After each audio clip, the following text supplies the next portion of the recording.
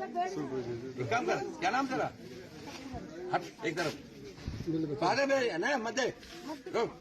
जो देखो बात सुनो, जो आप लोग बैठे ना, मैंने बताया जो मोदी गाड़ी रहने वाला उसको लड़ने का हक ही नहीं है।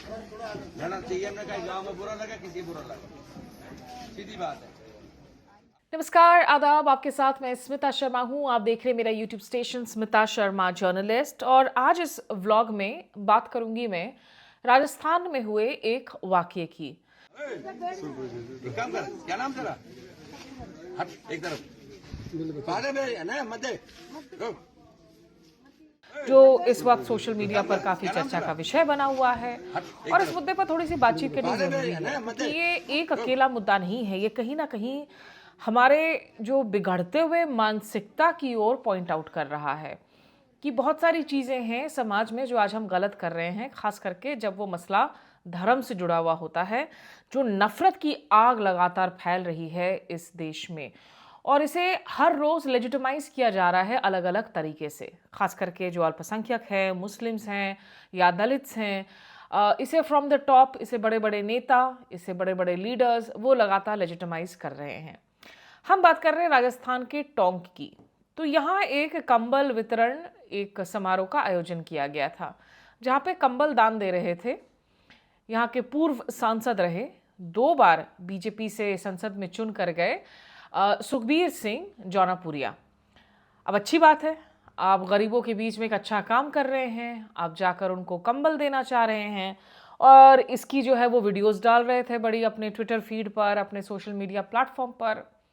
लेकिन इस दौरान एक बात होती है जो कहीं ना कहीं दिखाता है कि असली मानसिकता आपकी क्या है और लोगों की सोच किस तरह गिर सकती है, क्यों प्रॉब्लमैटिक है।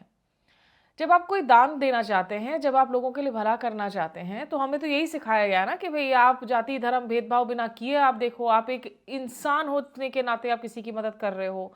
इंसानियत एक बड़ा धर्म है।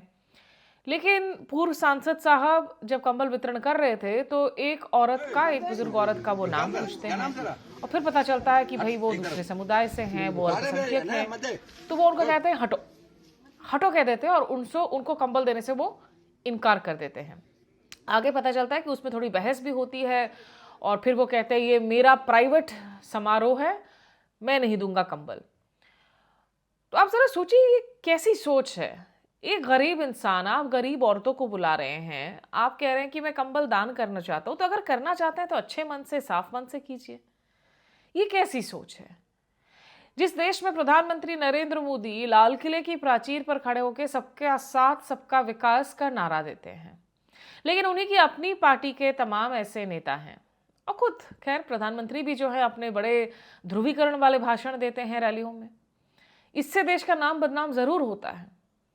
जब देश के बाहर ये छवि जाती है कि हम लोग कितने एक डिवाइडेड सोसाइटी बनते गए हैं, कितने ज़्यादा जो हैं हम बट गए हैं, हमारा समाज कितना पोलराइज्ड हो गया है आज की तारीख में। और इसको लेकर वहाँ जो तमाम नेता हैं उन लोगों की प्रतिक्रियाएं भी आ रही हैं। सचिन पायलट जो कि कांग्रेस के नेता हैं, उन्होंने भी ट्विटर पर बात रखी और उन्होंने कहा कि बीजेपी और आरएसएस की जो मानवीय दृष्टिकोण और संवेदनाओं की व्याख्या में करुणा की बजाय नफरत झलकती है, ये उन्होंने लिखा। तमाम दूसरे नेता भी लिख रहे हैं। बाद में देर शाम एक और वीडियो आता है।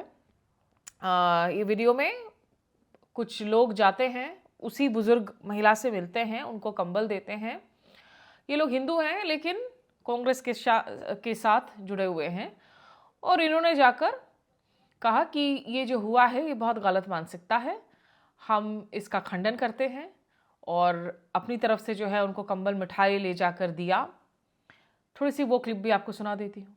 हम आपको आगाह करते हैं सुखबीर सिंह जौनपुरिया जी, इस तरह की ओछी मानसिकता से हम भाई भाई की तरह रहते हैं, हम परिवार की तरह रहते हैं यहाँ पे टोंक सवाई माधोपुर में, और आप लड़ाकर वोट बांटने का काम कर रहे हो, ये कतई हम बर्दाश्त नहीं करेंगे।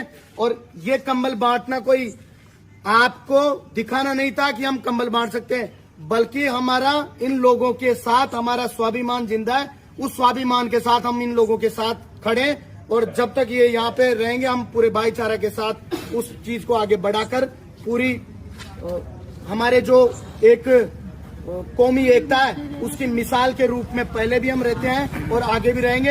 ये हिंदू मुस्लिम धर्मों में बांटकर जो राजनीति है, ये भाजपा की ओछी मानसिकता है। इसको आप सोच सुधारने की आपको अपना कष्ट करें। देखिए, टोंक की अगर मैं बात करूं राजस्थान में, तो टोंक में क्योंकि सेंसस तो हमारे यहाँ पिछला जो है वो 2011 का ही था, सारे अपडेटेड आंकड़े नहीं है, लेकिन करीब 2.25 लाख की आबादी बताई जाती है, जिसमें से 50% हिंदू है। लेकिन टोंक में करीब करीब 47 से 48% मुसलमान हैं। तो आप सोचिए कि जिस शहर में इतनी भारी आबादी है अल्पसंख्यकों की, वहां अगर एक नेता ये कहने लगे कि भाई अगर तुम हिंदू नहीं हो तो मैं तुम्हें ये सम्मान नहीं दूंगा। ठीक है, ये उनका अपना निजी एक उनका समारोह था, हम समझते हैं, लेकिन ये क्या मानसिकता आप दिखा रहे हैं और लोगों को क्या सबक दिखा रहे हैं? आप क्या सीख लेकर जाएंगे यहाँ से युवा पीढ़ी, क्या सीख लेकर जाएंगे बच्चे हमारे उस देश के लिए जहाँ हम बार बार कहते हैं कि हमारी जो यूनिटी इन डाइवर्सिटी है, विविधता में एकता है, अनेकता में एकता है, वही हमारा स्ट्रेंथ है। हमने कमज़ोर कर दिया है। हर रोज़ हमें लगता है कि अब इससे बुरा और क्या ही होगा, दूसरे दिन पता चलता है कि फिर कुछ ऐसा हो गया जो लोगों के ओछे मानसिकता को दर्शाता है।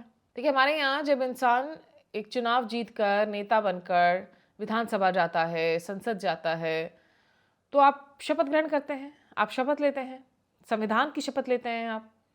सुखबीर जी ने भी ली होगी, क्योंकि 2 दफ़ा जो है वो सांसद रहे, और उस शपथ में उन्होंने कहा होगा कि I Sukhbir Singh having been elected a member of the council of states do swear in the name of God that I will solemnly affirm, bear true faith and allegiance to the Constitution of India as by law established, that I will uphold the sovereignty and integrity of India and that I will faithfully discharge the duty upon which I am about to enter।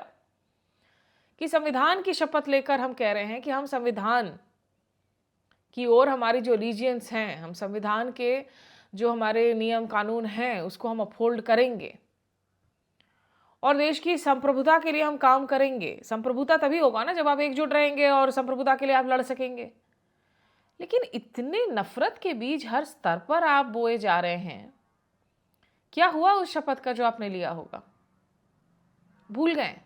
पूर्व सांसद हो गए तो आप इनके Insta handle पर जाइए, social media handle पर जाइए, मोदी जी के साथ तस्वीरें हैं, टॉप लीडरशिप के साथ तस्वीरें हैं बीजेपी की।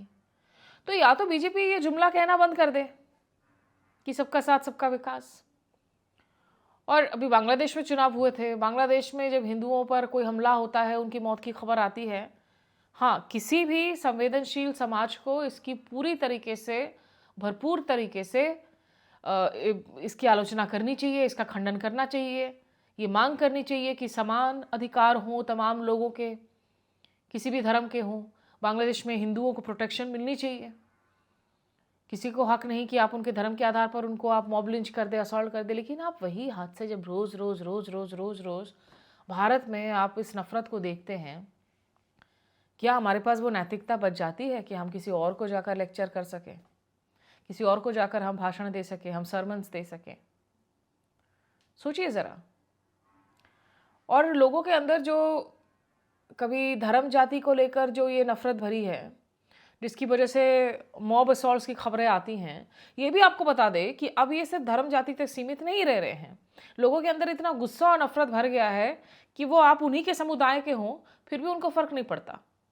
आप इंदौर का आप उधर आप एक मसला देख लीजिए, वहाँ पर बुलंदशहर का जो मसला हुआ है उत्तर प्रदेश का, वीडियो को देखिए। एक इंडियन एयरफोर्स के ऑफिसर हैं ये, प्रथम सिंह राजौरा। इनका कहना है कि ये जब घर वापस जा रहे थे 20 तारीख को, 20 फरवरी की बात है, तो एक शादी की एक बारात निकल रही थी और जब उन्होंने गाड़ी की हॉर्न बजाई ट्रैफिक को खुलवाने के लिए, तो लोगों ने आकर इनकी गाड़ी को पीटना शुरू कर दिया, उनको गालियां देना शुरू कर दिया। इनके पिताजी को भी चोटें आई हैं। पुलिस ने भी इस बाबत बयान दिया है और कहा है कि ये मामला जो है, क्योंकि 1-2 लोगों को गाड़ियों से ऐसा लगा था कि शायद उनको चोट लगी है, ये मामला बिगड़ गया। लेकिन जो कहने की बात है ना कि लोगों के अंदर इतना गुस्सा, इतनी हिंसा भरती हुई नज़र आ रही है, खास करके अगर हम उत्तर भारत की बात करें, यहाँ तो हर रोज ये तस्वीरें आ रही हैं। आखिर ये हो क्या रहा है हमारे समाज को? हम सभ्य समाज होने का दावा करते थे, मतलब वैसे तो हम सोल्जर सोल्जर सोल्जर बोलकर जो हैं, सोल्जर के लिए कोई भी अपमान कभी सहना नहीं चाहते हैं हम। उसको लेकर राजनीति होती है, रैलियों में बड़े बड़े बयान दिए जाते हैं, लेकिन जब लोगों का गुस्सा इतना अगली हो जाए, ये गुस्सा बहने लगे और वो भीड़ तंत्र बन जाए, कोई काबू में ना रहे, लोग हाथ में जो है कानून ले लेते हैं और उनको ये यकीन होता है कि उनका कोई बाल तक बांका नहीं कर पाएगा। ये जो फीलिंग आ गई है लोगों में, हर रोज आप भीड़ तंत्र बने हुए हैं, तो वो गुस्सा जो है, वो नफरत की जो आंधी है, वो अब सिर्फ एक दूसरे समुदाय के लोगों तक सीमित नहीं है। जब आप इस तरह के फ्रैंकेनस्टाइन्स मॉन्स्टर्स क्रिएट करते हैं, तो वो राहत इंदौरी साहब ने जो कहा था कि लगेगी आग, तो हर किसी का घर जो है उस आग की लपेटे में तो आएगा ना। तो इसीलिए ये चंद बातें रखनी थी कि ये जो जौनापुरिया साहब ने किया, ये जो एक ओछी मानसिकता है, इससे उभरिए जनाब। दान मत कीजिए। फिर कुछ अच्छा चैरिटी का काम करना चाहते हैं, फिलांथ्रफी का काम करना चाहते हैं, तो वो दिल से आने वाली बात है। वो उसका आधार इंसानियत होना चाहिए, धर्म जाति नहीं। लेकिन कुछ अच्छी तस्वीरें भी आती हैं देश से। मोहम्मद दीपक को हमने देखा उत्तराखंड में, जिस तरीके से वो नफरती बजरंगी दल के चिंटुओं के खिलाफ खड़े हुए, उनसे जो है उन्होंने पूरी तरीके से उनको चुनौती दे दी, क्योंकि वो लोग आकर एक बुजुर्ग मुसलमान कारोबारी को वो तंग कर रहे थे। खमियाजा भी भुगता उन्होंने। उनकी जिम जो है उत्तराखंड में, जो मेंबरशिप है वो काफ़ी घट गई, बहुत कम लोग वहाँ जाने लगे। लेकिन एक फाइट बैक नफरत के खिलाफ लखनऊ यूनिवर्सिटी में भी एक अलग मसला चल रहा है मस्जिद को लेकर। वहाँ से एक तस्वीर वायरल हो रखी है कि हिंदू छात्रों ने ह्यूमन चेन बनाया ताकि जो उनके मुसलमान दोस्त हैं वो नमाज अदा कर सकें। देश में खूबसूरती है, उस खूबसूरती को हमें संजोए रखना है, और नफ़रत में इतने खुद को इस तरीके से मत लपेट लीजिए कि अंदर का इंसान ही जो है वो मर जाए। लोगों से अगर आपको दिक्कत है तो उनके व्यवहार पर दिक्कत हो। कोई चोरी करे, कोई डकैती करे, कोई मर्डरर हो, तो जाहिर सी बात है उनसे नफ़रत कीजिए। कानून को काम करने दीजिए। कानून की अपनी बहुत दिक्कतें हैं, लेकिन इस तरीके से आप आखिर युवा पीढ़ियों को आप क्या सिखा रहे हैं कि जहां हमको एक साथ मिलकर रहना है गुलदस्ते की तरह, बस बांटते रहिए, देश को बांटते रहिए। ये कुछ बातें कहनी थी। फिलहाल मेरे साथ जुड़ने के लिए शुक्रिया। नमस्कार, आदाब।